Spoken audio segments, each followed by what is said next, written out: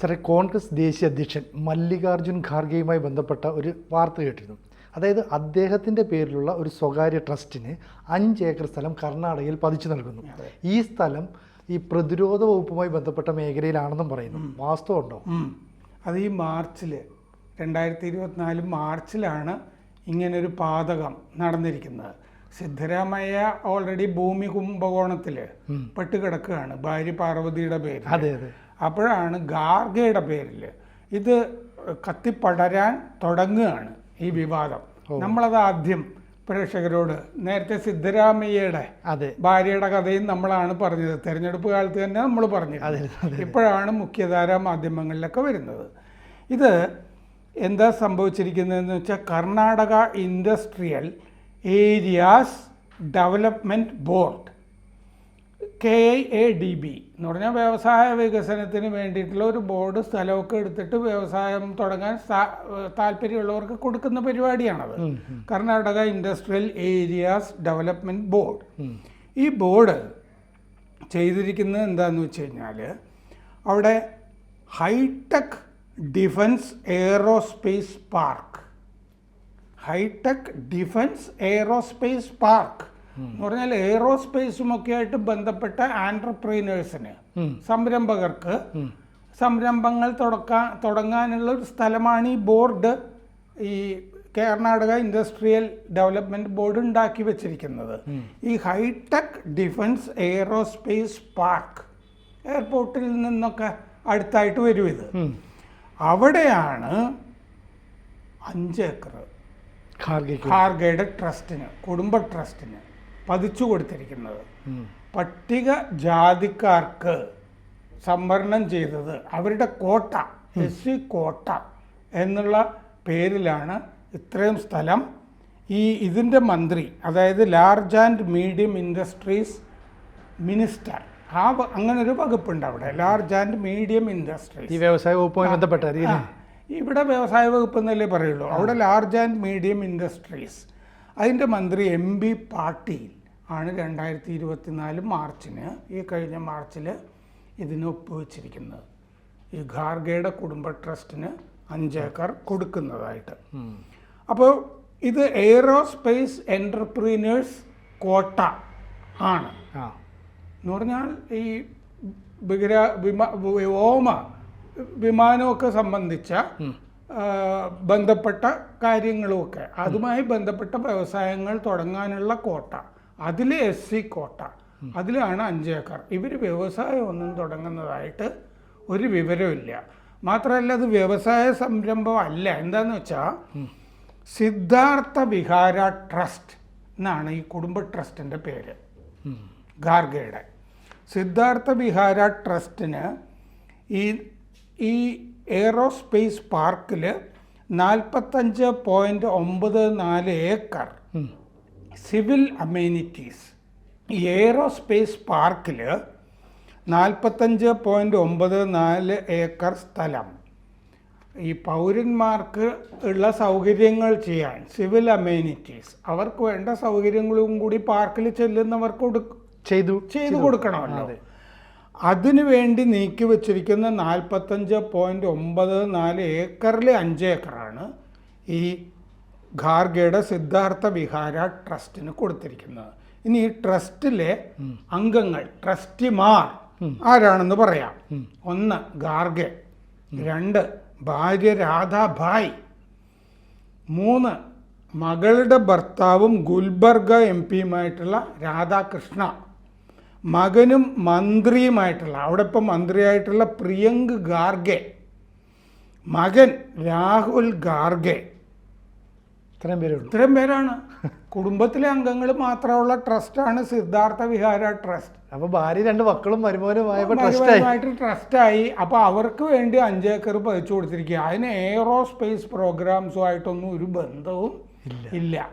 കുടുംബത്തിന് വേറെ ചില ക്വിറ്റ് പ്രോക്കോ എന്ന് പറയില്ലേ, കാരണം അവിടെ കോൺഗ്രസ് മന്ത്രിസഭയാണ് ഉള്ളത് സിദ്ധരാമയ്യ. അപ്പോൾ അവരുടെ ഏറ്റവും പ്രധാനപ്പെട്ട ഡൽഹിയിലിരിക്കുന്ന നേതാവിന് ചില കാര്യങ്ങൾ ചെയ്തു കൊടുത്താൽ, ഇപ്പോൾ DK ശിവകുമാറിന് പകരം സിദ്ധരാമയ്യയെ മുഖ്യമന്ത്രിയാക്കുമ്പോൾ തന്നെ ഖാർഗെയുടെയൊക്കെ കൈയുണ്ട് അതിനകത്ത്. കഴിയുണ്ട്, മധ്യസ്ഥതയൊക്കെ ഉണ്ട്. അതെ അതെ. അപ്പൊ ഇത്തരം കാര്യങ്ങൾ ചെയ്തു കൊടുക്കുമ്പോഴൊക്കെ ഇതൊക്കെ ചെയ്തു കൊടുക്കുന്ന ഡൽഹിയിലെ നേതാവിന് ഇവിടുന്ന് എന്തെങ്കിലും ഒരു പാരിതോഷികം അങ്ങോട്ട് കൊടുക്കണമല്ലോ, ഉപകാര സ്മരണ. അതിൽപ്പെട്ടതാണ് ഈ 5 ഏക്കർ. അപ്പോൾ ഇതിപ്പോൾ ഗവർണറുടെ മുമ്പിൽ, താവർചന്ദ് ഗെഹ്ലോട്ടിൻ്റെ മുമ്പിൽ ഇത് ഒരു പരാതിയായിട്ട് ഒരാൾ ഉന്നയിച്ചിട്ടുണ്ട്. BJPയുടെ രാജ്യസഭാ അംഗം ലഹാർ സിംഗ്, അദ്ദേഹവും ഇതൊരു പരാതിയായിട്ട് കഴിഞ്ഞ ദിവസം ഉന്നയിച്ചിട്ടുണ്ട്. ഇത് ഇൻ്റർനാഷണൽ എയർപോർട്ട് റോഡിലായിട്ട് വരും. ഇത് രാജ്യാന്തര വിമാനത്താവളത്തിലേക്ക് പോകുന്ന വഴി വൈറ്റ് ഫീൽഡിൻ്റെയൊക്കെ അടുത്തായിട്ടാണ് എന്നാണ് കാണുന്നത്. ഈ ഖാർഗെയ്ക്ക് ഒരുപാട് സ്ഥലമുള്ളതായിട്ടൊക്കെ പല റിപ്പോർട്ടുകളൊക്കെ കണ്ടിട്ടുണ്ട്, 50,000 ഏക്കർ എന്നൊക്കെ. എന്തായാലും ധനികനായ ഒരാളാണ് അദ്ദേഹം.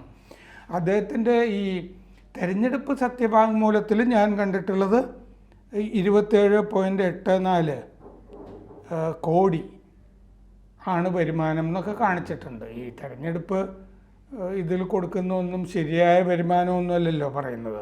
ഭാര്യയ്ക്ക് 55 ലക്ഷം രൂപയുണ്ട്, 23 ലക്ഷം രൂപ ബാധ്യതയുണ്ടെന്നൊക്കെ അതിൽ കാണുന്നുണ്ട്. എന്തായാലും വളരെ ധനികനും ജന്മിയും ഭൂവുടമയുമായിട്ടുള്ള ഒരാളാണ് ഖാർഗെ എന്നുള്ളത് ഇന്ത്യയിൽ പൊതുവെ രാഷ്ട്രീയ നേതാക്കൾക്കൊക്കെ അറിയാവുന്ന കാര്യമാണ്. അപ്പോൾ ഇതാണ് ഖാർഗെയ്ക്ക് ഈ കോൺഗ്രസ് സർക്കാരിൻ്റെ സിദ്ധരാമയ്യയുടെ പാരിതോഷികം. നടന്നിട്ട് മാർച്ചിലാണ് നടന്നത്, 3-4 മാസമേ കഴിഞ്ഞിട്ടുള്ളൂ. അപ്പോൾ ഇത് പശ്ചാത്തലത്തിൽ സിദ്ധരാമയ്യയുടെ 3.6 ഏക്കർ പാർവതി ഭാര്യയുടെ പേരിൽ, ഭാര്യയ്ക്ക് സഹോദരനിൽ നിന്ന് ഇഷ്ടദാനം കിട്ടിയ സ്ഥലമാണ്. അതൊരു ഗ്രാമത്തിലെ വസ്തുവാണ്.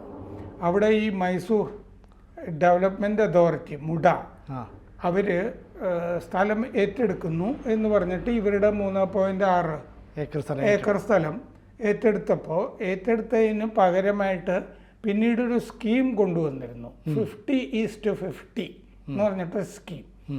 ഒരു ഗ്രാമത്തിൽ ഏറ്റെടുക്കുന്ന ഈ വസ്തുവിന് പകരം നഗരത്തിൽ, ബാംഗ്ലൂർ നഗരത്തിൽ 50%,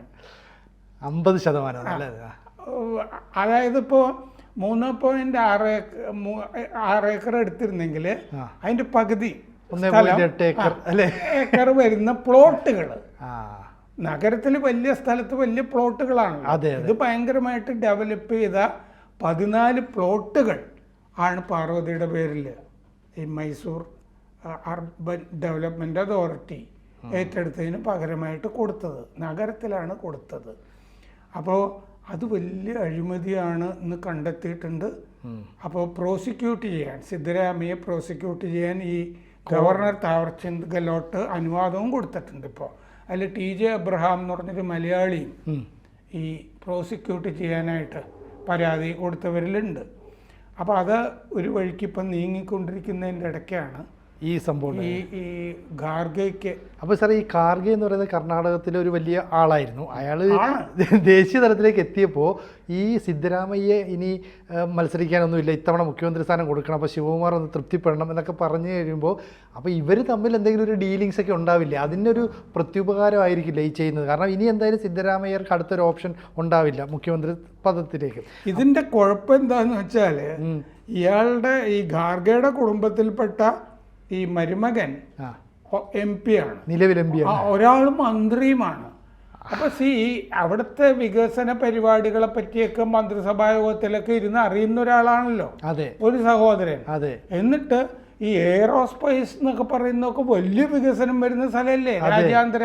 പിന്നെ ഇപ്പോഴാണെങ്കിൽ അവിടെ ഫോക്സ്കോൺ, ഷെവറോൺ, വലിയ രാജ്യാന്തര കമ്പനികളൊക്കെ വരികയാണ്. ഫോക്സ്കോൺ 25,000 കോടിയും കൂടി ഇറക്കാൻ പോവുകയാണെന്ന് മിനിഞ്ഞാന്ന് വാർത്ത വന്നിട്ടുണ്ടായിരുന്നു. നമ്മൾ ഷെവറോണിൻ്റെ കാര്യം പറഞ്ഞിരുന്നു, പക്ഷെ അതിനേക്കാളൊക്കെ വലുതാണ് ഈ തായ്വാൻ കമ്പനി ഫോക്സ്കോൺ.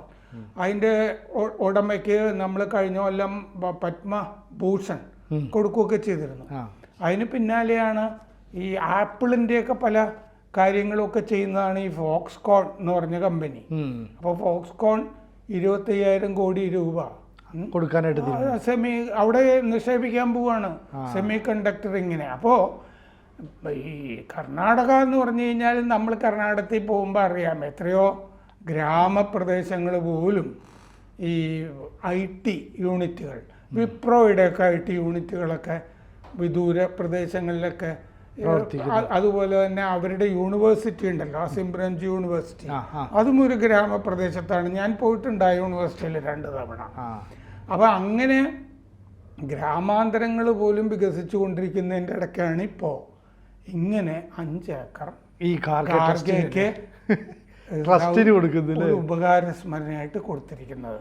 അത് ഇനിയുള്ള ദിവസങ്ങളിൽ കൂടുതൽ കത്തിപ്പടരും.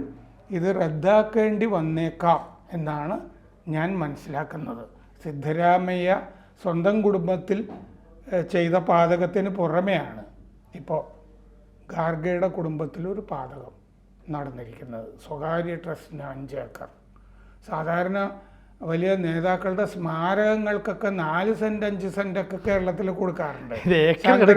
CH മുഹമ്മദ് കോയ എന്നൊക്കെ പറഞ്ഞ് ഈ 5 ഏക്കർ എന്നൊക്കെ പറയുന്നത് കേട്ടുകേൾവിയില്ലാത്ത ഒരു ഭീകര പാതകമായിപ്പോയി. എന്തായാലും നമ്മൾ ഈ പുറത്തുവിടുന്ന വാർത്ത വലിയ ചർച്ചാ വിഷയമായി മാറുന്ന കാര്യം ഉറപ്പാണ്. അപ്പോൾ നമുക്ക് വിശദമായിട്ട് സംസാരിക്കാം.